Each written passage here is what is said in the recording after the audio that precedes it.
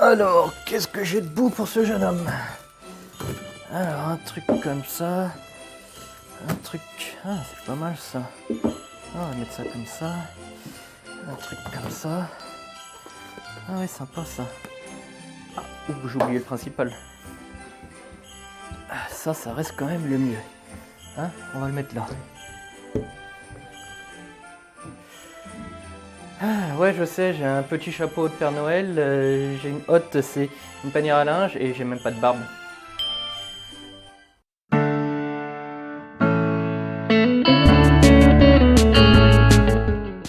Bonjour à tous, c'est Guillaume, bienvenue sur Astronaute. Alors vous êtes nombreux en ce moment à m'envoyer des mails pour me demander conseils sur du matériel, que ce soit en photographie ou même en visuel.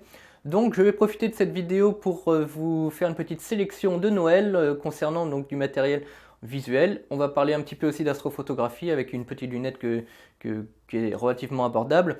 Mais on va aussi beaucoup parler donc d'équipements comme les oculaires, les renvois coudés. C'est souvent la seconde étape après l'achat d'un télescope. Donc si vous avez déjà un télescope, cette partie-là va plutôt vous intéresser. Et aussi on va parler un petit peu des goodies, voilà, de l'aménagement de la maison côté astronomie bien entendu. Et une petite surprise vous attend à la fin de cette vidéo, ça concerne ceci. Alors cette vidéo sera séparée en plusieurs parties. On va d'abord parler de la partie visuelle, ensuite on va passer un petit peu vers la partie photo, et on continuera ensuite sur, comme je vous l'ai dit, l'équipement à côté du télescope, pour finir après donc sur les goodies et les petites choses intéressantes en ce moment à acheter. Alors en visuel, vous allez voir que je vais beaucoup parler des télescopes Dobson. Plusieurs raisons à cela.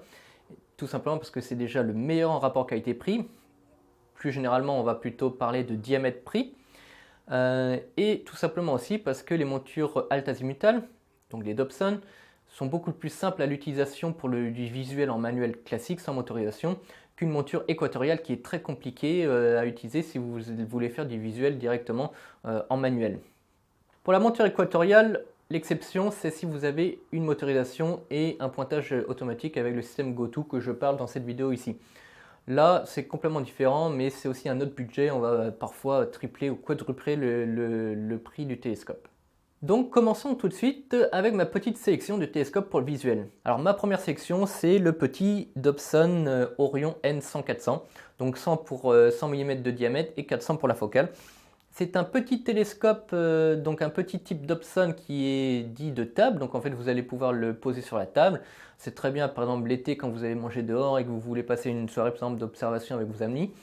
C'est un petit télescope qui est parfait pour la Lune. Vous allez aussi pouvoir observer quelques petits objets du catalogue Messier les plus lumineux, entre autres les amas globulaires, par exemple. Pour les planètes, il ne sera pas exceptionnel, tout simplement parce que sa focale n'est que de 400. Celui-ci est livré avec un pointeur rouge, on en reparlera plus tard des pointeurs rouges, et aussi avec deux oculaires, un de 10 mm et un de 20 mm. Alors ça c'était pour les budgets pour moins de 200 €, on va passer sur un budget de moins de 500 €, et là on va passer dans une catégorie quand même bien supérieure, donc avec le Dobson, le GSO N200-1200, donc GSO c'est la marque, donc il faut savoir que tout ce qui est GSO, Omegon, enfin toutes ces marques-là, en fait, pour moi, ils se fournissent exactement au même endroit. C'est du copier-coller les uns sur les autres. Mais c'est vrai que GSO, c'est quelque chose dans lequel j'ai pu observer, que j'utilise, que j'ai pu utiliser. Donc je connais là-dessus, j'ai entièrement confiance. Donc c'est un télescope de 200 mm, donc qui va vous permettre d'observer vraiment donc les galaxies les plus lumineuses, les amas globulaires, et vous allez même pouvoir faire de la nébuleuse. C'est quelque chose, vraiment un instrument qui vous permet déjà de faire énormément de choses en astronomie et qui vous ouvre un panel de choses vraiment énorme. Je dirais même c'est la base pour moi de l'observation complète du ciel profond. Et avec sa focale de 1200, il va vous permettre aussi d'observer les planètes et avoir beaucoup de détails dans les planètes comme Jupiter, Saturne, Mars aussi. Et il est fourni avec deux oculaires, un de 9 mm vraiment orienté planétaire et un de 30 mm vraiment orienté ciel profond avec un grand champ. Bien entendu, ce sont des oculaires en règle générale bas de gamme, mais on va en reparler un peu plus tard, donc côté oculaire. Il est à un prix de 395 € et il y a une gamme d'ailleurs qui est en promo en ce moment chez AstroShop. C'est son petit frère, ou plutôt son grand frère, on va dire, sa version Deluxe, qui lui va avoir un focuseur, donc un porte-oculaire double vitesse que je conseille énormément. Moi, je ne peux pas m'en passer. La mise au point est tellement plus simple avec ces types de porte-oculaires que je vais plutôt conseiller à chaque fois des instruments qui vont être équipés de ce type de porte-oculaire. Alors la différence de prix est assez significative quand même. Sur le précédent, on était à 395 euros. Là, on est déjà à 499 euros. Là, bien sûr, c'est à faire en fonction de vos moyens. Alors, un petit mot aussi sur les télescopes que je viens de vous présenter. Rien ne vous empêche d'aller voir chez d'autres marques type Omegon ou Skywatcher. Vraiment, c'est quasiment du copier-coller avec les GSO. Hein. Donc, vous pouvez aller comparer les différences de prix sur des types par exemple 200-1200 comme je l'ai présenté et à vous de prendre en fonction de votre budget. Mais sachez que ça reste quand même beaucoup du copier-coller. Très bien, maintenant on va passer sur des télescopes avec un budget un peu plus conséquent mais toujours en dessous des 1000 euros. Et là je vais vous parler de ma trouvaille qui pour moi, si je devais acheter un télescope aujourd'hui à l'heure actuelle, si je devais faire du visuel, je prendrais cette gamme là, peut-être pas le 254 mm, j'irais peut-être plus vers le 300 parce que si j'ai le budget pour prendre un 300, je prendrai le 300. Mais pour moi, dans ma petite liste que j'ai ici, eh bien c'est ce que j'ai de mieux je pense pour du visuel. Bien entendu, il y a des avantages et des inconvénients. Entre autres, ce télescope que je vais vous présenter est dépourvu d'oculaire, vous n'aurez pas d'oculaire, il va falloir en acheter à côté. Mais il coûte 702 euros et c'est l'Explore scientifique, donc le 254 mm. Alors, tous les télescopes que je vous présente à l'heure actuelle et tout le matériel, je vous mets en lien dans la description pour que vous puissiez directement avoir accès au matériel. Alors pour avoir eu l'occasion d'avoir observé avec des collègues dans leur télescope Explore Science, donc qui était cette gamme-là, je crois que d'ailleurs c'était dans le 300 mm, je peux vous dire que c'est une très bonne fabrication. Alors si je retrouve, je vous mets le lien vers une vidéo qui vous montre un petit peu les étapes de leur fabrication. Ils ont un excellent porte-oculaire. Pour moi, c'est comme je vous l'ai dit juste avant, c'est très très important. J'aime les porte-oculaires rigides, précis. Donc ceux-là, ils sont vraiment très très bons. Ce télescope, il est aussi livré avec un point rouge. Pour moi, il n'y a rien de mieux pour la recherche des objets du ciel profond que le point rouge. Pour moi, les petites lunettes de 50 mm, ça grossit déjà trop. Pour moi, le point rouge et un oculaire longue focale et grand champ, il n'y a rien de mieux pour tous les objets. Donc ça, c'est un très très bon point. Il y a aussi l'avantage de pouvoir se démonter entièrement, donc ça ne prend pas beaucoup de place dans le coffre. Et à la maison aussi, vous pourrez le ranger sous un escalier ou dans un placard. Par contre, il a un gros inconvénient, Il a un inconvénient, c'est qu'il est totalement ouvert. Alors pourquoi je vous parle de ça? Eh bien si vous êtes dans une région humide, le miroir primaire va vite s'embuer, le miroir secondaire ce sera exactement la même chose. Donc il va falloir rajouter à ça la jupe qui va avec.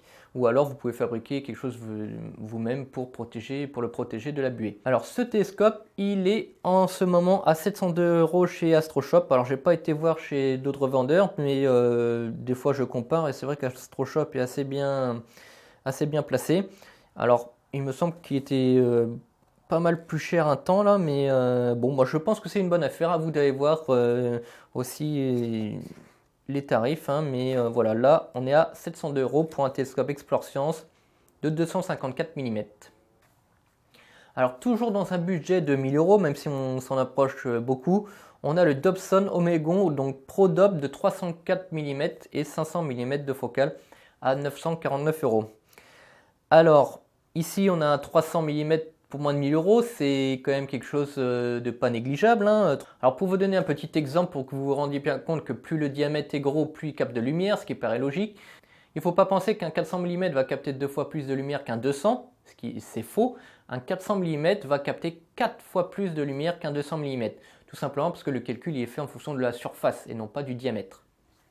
Un 300 mm vous met vraiment la plus large panoplie que vous puissiez avoir dans le ciel profond. Pour les astronomes amateurs. Alors maintenant on va parler un petit peu d'astrophotographie. Je sais qu'il y en a beaucoup qui s'intéressent à l'astrophoto et je vais vous conseiller quelques petits matériels pour bien débuter l'astronomie.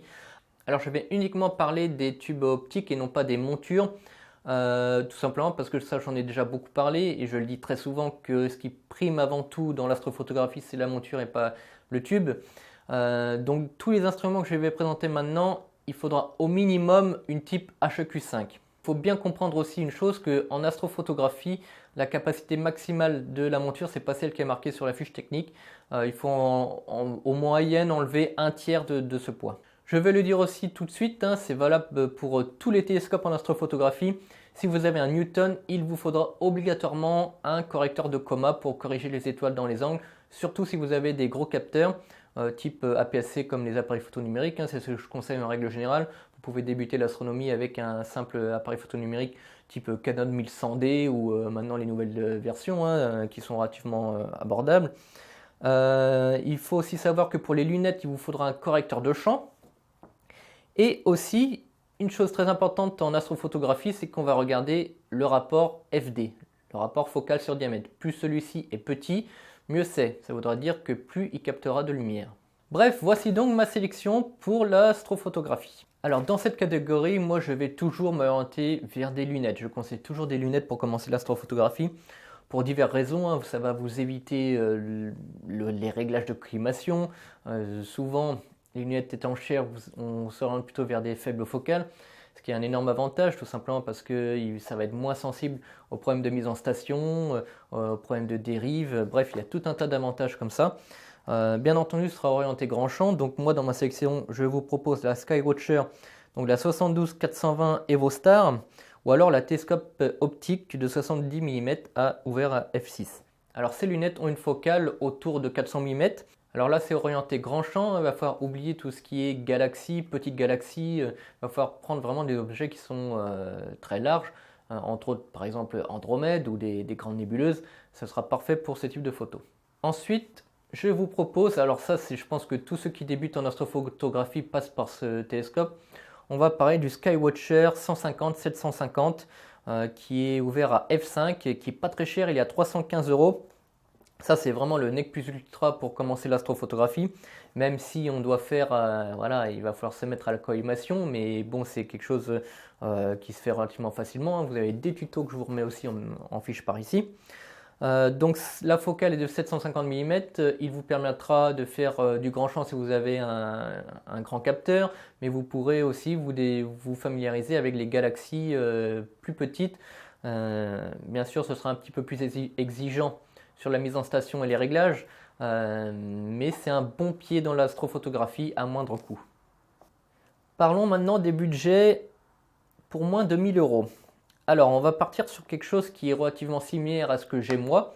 J'ai un 200-800, donc là je vais vous parler du GSO N200-800 Carbone, donc qui est à 949 €. Alors c'est un diamètre qui est supérieur à la version précédente que je vous ai dit à 150 mm et il est aussi plus ouvert. Il est ouvert à f4 alors que l'autre était ouvert à f5. Donc je le répète, plus le chiffre petit, plus il capte de lumière. Il aura aussi l'avantage d'avoir un tube carbone, donc très léger.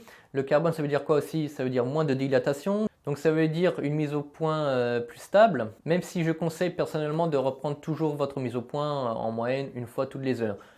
Quel que soit le type d'instrument, et je dirais même que si vous avez des tubes en métal, ça se dilate énormément, donc prévoyez de la reprendre aussi même encore plus souvent. Ensuite, pour moins de 1000 €, on va avoir la télescope optique l'AP102-711.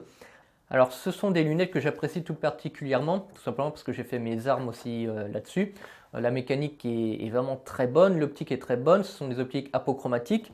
Bien entendu, toutes les lunettes que je vous ai présentées dans cette vidéo, ce sont des lunettes apochromatiques. C'est très important car ça va corriger les problèmes de chromatisme qui sont vraiment très nuisibles aux images. Donc n'allez jamais prendre une autre lunette qu'une apochromatique. Alors cette lunette a un rapport FD un peu plus long, cependant vous pouvez y adapter un correcteur réducteur qui va vous diminuer le rapport FD autour de 5,6 je crois. Mais vous pouvez l'utiliser avec un correcteur simple, vous resterez donc à f7, moi c'est ce que je faisais avec ma lunette. Et ça vous donnera de superbes détails dans les galaxies. Voilà, vous allez avoir une focale donc de 711 et c'est vraiment la focale, pour moi, la focale par excellence qui vous donne une panoplie de choses à faire vraiment conséquente. Je peux d'ailleurs vous passer quelques petites photos que j'ai fait avec cette lunette. C'était peut-être pas exactement celle-là, mais c'était vraiment la même gamme. Que ce soit galaxie ou nébuleuse, on a des résultats vraiment époustouflants avec cette lunette. Pour ma part, si je devais choisir entre un 150 Newton, comme je vous ai présenté juste avant, ou la 102 qui a un diamètre plus petit mais en lunettes, je n'hésite absolument pas, je fonce vers la lunette, vous aurez des superbes images avec ce type d'instrument. Alors dans notre avancée en tarif côté astrophotographie, on va s'arrêter là. Tout simplement parce qu'on peut aller très très loin et bien entendu, il y a quand même quelque chose qu'il faut savoir en astronomie, c'est que la qualité, ça se paye. Et hélas, la qualité de vos photos seront directement liées aussi à votre appareil. C'est triste, hein, souvent on dit l'appareil ne fait pas le photographe, sauf qu'en astronomie, c'est pas tout à fait vrai. Voilà, ceci fait, on va parler maintenant des accessoires.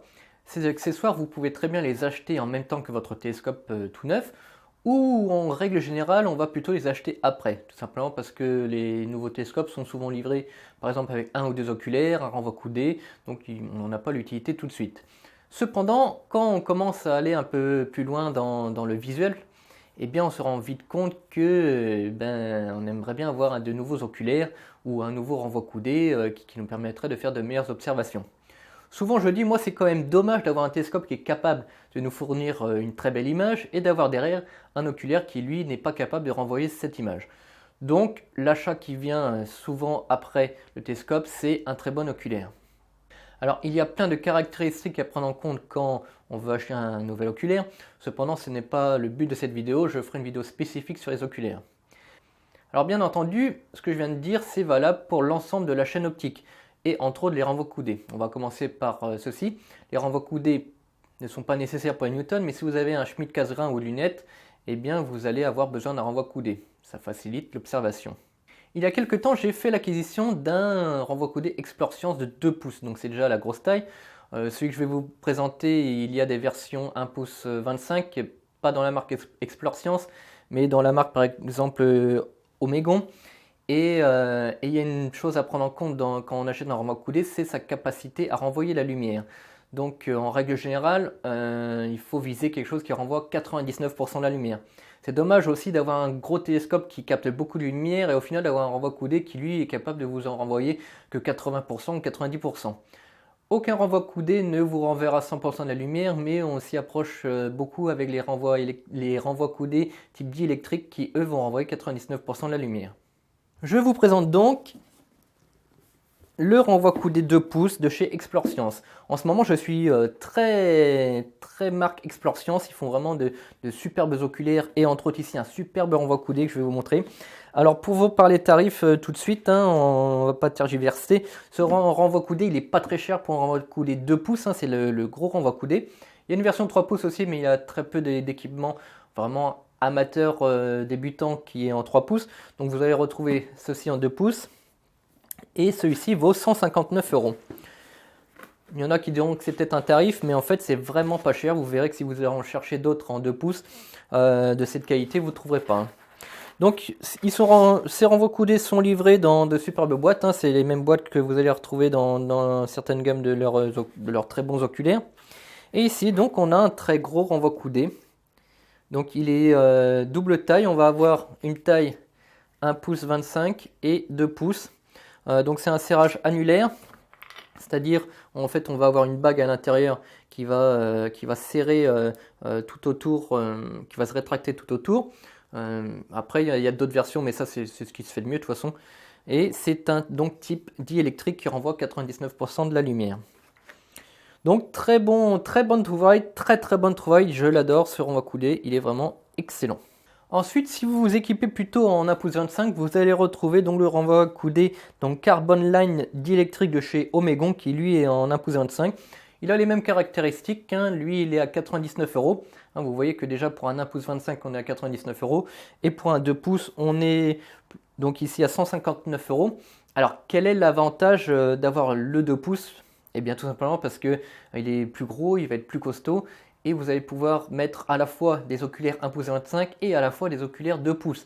Vous allez voir que quand vous allez vouloir acheter des oculaires qui ont une grande focale, type un 30 mm, eh bien c'est souvent des oculaires qui eux ne sont disponibles qu'en 2 pouces. Donc c'est dommage d'acheter un équipement en 1 pouce 25 alors que vous allez peut-être plus tard acheter des oculaires en 2 pouces. Ça a été exactement mon cas. J'ai eu un renvoi coudé en 1 pouce 25 et j'ai dû changer parce que ça ne correspondait pas à ce que je voulais acheter en oculaire. D'ailleurs, maintenant parlons un petit peu des oculaires. C'est souvent l'achat qui suit notre télescope et on est un petit peu parfois perdu dans les différentes gammes. Donc moi je vais essayer de vous orienter un petit peu. Ce qui est important dans les oculaires, c'est le champ de vision et il faut qu'il soit choisi en fonction de votre télescope et surtout la focale de votre télescope. Tout ça, ça se calcule. Je vous mets en lien dans la description un site internet qui vous permet de voir à quoi correspond donc le champ de vision en fonction d'une focale de télescope et une focale d'oculaire. C'est vraiment la première base de choix d'un oculaire. Bref, moi j'aime beaucoup la gamme de chez Baader qui s'appelle Hyperion. Donc vous avez à votre disposition dans cette gamme vraiment une panoplie de focales différentes. Et l'avantage de ces oculaires, c'est qu'ils sont en 1 pouce 25 et en 2 pouces. Voilà, ces oculaires, ils ont 68 degrés de champ. Donc moi, en règle générale, à ceux qui m'écrivent, je leur dis, le mieux reste quelque chose qui est au-dessus de 60 degrés de champ. Tout simplement parce que ça va vous apporter du confort d'observation. Alors ces oculaires, vous les retrouverez à un tarif compris entre 120 et 145 € en fonction des sites internet. Cependant, il y a une nouvelle gamme de chez Explore Science qui a un champ de vision de 82 degrés et ce sont des oculaires vraiment de très bonne facture. Hein. Eux sont autour de 150 € en fonction de la focale. Hein. Bien sûr, ça dépend de la focale et du diamètre ici. Si vous prenez des oculaires 2 pouces, ils seront forcément plus chers. Mais bon, vous allez retrouver quand même une gamme de 82 degrés pour 150 €. Par contre, leur panoplie vraiment de focale est assez limitée, je trouve. Mais bon, ça n'empêche que ce sont de très bons oculaires. Alors ça, c'est ce que je conseille pour les amateurs qui veulent monter en gamme d'oculaires. Donc les Baader, Hyperion ou les Explore Science de 82 degrés. Je parle bien de la gamme 82 degrés. Je ne connais pas les autres qui sont plus bas, mais je pense qu'ils ne sont pas trop mauvais non plus. Mais bon, pour un prix qui est relativement, entre guillemets, raisonnable, hein, vous avez du 82 degrés de champ. Je ne vous ferai pas l'affront de vous présenter d'autres de 82 degrés ou de 100 degrés type télévue. Là, vous y laissez une main, un bras, et puis en fait, vous y laissez les poches entières. Pour faire simple, un télévue par exemple, vous allez facilement monter à 5, 6, 700, 800 €, 1000 € pour rien qu'un oculaire, mais ce sont des oculaires vraiment pour des gros télescopes.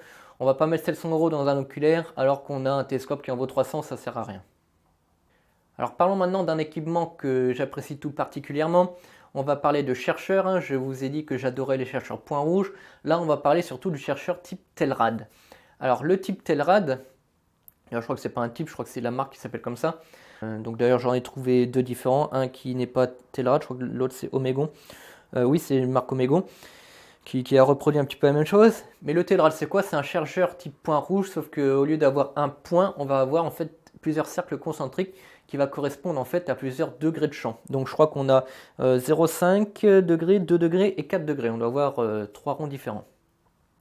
Ça, moi je trouve ça ultra pratique, ça nous permet par rapport à un oculaire, et on sait que tel oculaire va nous donner par exemple 2 degrés de champ, et bien ça nous permet vraiment de voir dans le chercheur ce que ça peut donner. Le Telrad lui est proposé à 62 €, mais il y a version Omegon, vous pouvez le trouver à moins de 40 €. Je vais donc passer sur les autres chercheurs point rouge, hein, n'importe lequel fera en général l'affaire. Mais voilà, ma petite trouvaille, c'est quand même le Telrad. Ceux qui l'utilisent peuvent vous le confirmer, c'est vraiment excellent. Voilà, maintenant qu'on a parlé vraiment de choses sur l'astronomie pure avec des télescopes, des accessoires, on va parler maintenant un petit peu plus goodies avec des livres ou de la décoration pour la maison. Alors, je ne vais pas reprendre tout ce qu'a dit Christophe dans sa vidéo. D'ailleurs, je la mets en lien dans les fiches et en description de cette vidéo. Il a fait une très bonne présentation de beaucoup de choses sur l'astronomie. Je vais essayer de vous présenter des choses que j'ai déjà, des choses que je conseille ou que je trouve pas trop mal à acheter pour Noël. Christophe en a déjà parlé, mais je voulais mettre un point d'honneur à reparler de cette boîte. C'est la boîte Lego, la Saturn V, qui est proposée à 119 €. Alors pourquoi j'en reparle dans cette vidéo? Tout simplement parce que Lego a décidé de ne plus la fabriquer à partir de l'année prochaine. Donc si vous désirez cette belle Saturn V, je crois qu'elle fait 80-90 cm de haut, il faut sauter dessus maintenant. Vous la trouverez bien entendu dans les magasins de jouets. Donc elle est à 119 € et après c'est fini. Alors continuons aussi chez Lego, on va retrouver le Lunar Launcher. Donc en fait c'est l'atterrisseur qui a été utilisé par Apollo, par l'émission Apollo pour atterrir sur la Lune. Donc si vous avez la Saturn, vous pouvez acheter cet atterrisseur, ça irait très bien tous les deux. Parlons maintenant un petit peu de votre bibliothèque et des livres que vous êtes susceptible de mettre dedans. Donc on va commencer par le plus beau de mes livres que j'ai dans ma bibliothèque. Il s'appelle Astronomica. Voilà, donc c'est un livre, un très beau livre. Il m'avait été offert pour mon anniversaire. Alors ici, ça retrace vraiment beaucoup de choses. C'est topissime. C'est un livre qui vaut très cher. Alors j'ai regardé un petit peu les tarifs. Moi, je pense pas qu'on me l'a offert à ce tarif-là. Mais je pense qu'il est aussi en fin d'édition. Et les derniers livres qu'on trouve, eh ben, ils ont un peu explosé les tarifs. Donc on va le retrouver, je crois, à plus de 200 €. Moi, je crois que celui-là, il était plutôt autour de 180. Je veux pas dire de bêtises, mais bon, voilà, ça retrace vraiment toute l'astronomie et l'histoire aussi des missions Apollo et de l'astronomie en général. Vous allez aussi retrouver différentes cartes en fonction des saisons, un glossaire à la fin. Bon, c'est un superbe bouquin. C'est sûrement le plus beau livre que j'ai dans ma collection. Alors à des tarifs plus modestes, ici on va retrouver aussi un livre qui est vraiment très complet, un peu à l'instar du précédent que je vous ai montré, mais en version un peu plus miniature. Celui-ci, vous allez le trouver autour de 30 €, donc c'est très abordable.